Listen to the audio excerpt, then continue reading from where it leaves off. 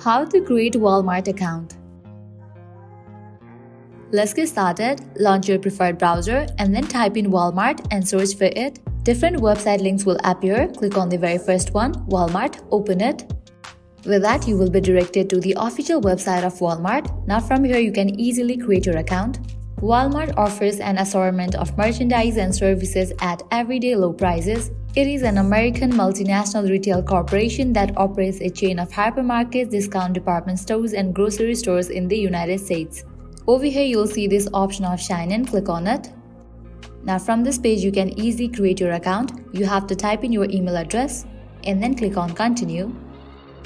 Now you have to fill this. Firstly, type in your first name and then last name. Likewise, generate password for your account.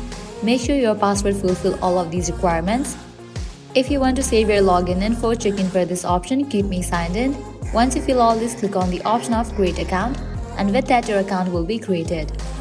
So this is how you can easily register for a Walmart account. At the end, if you guys find this video helpful, don't forget to like, share and subscribe to our channel. Thank you.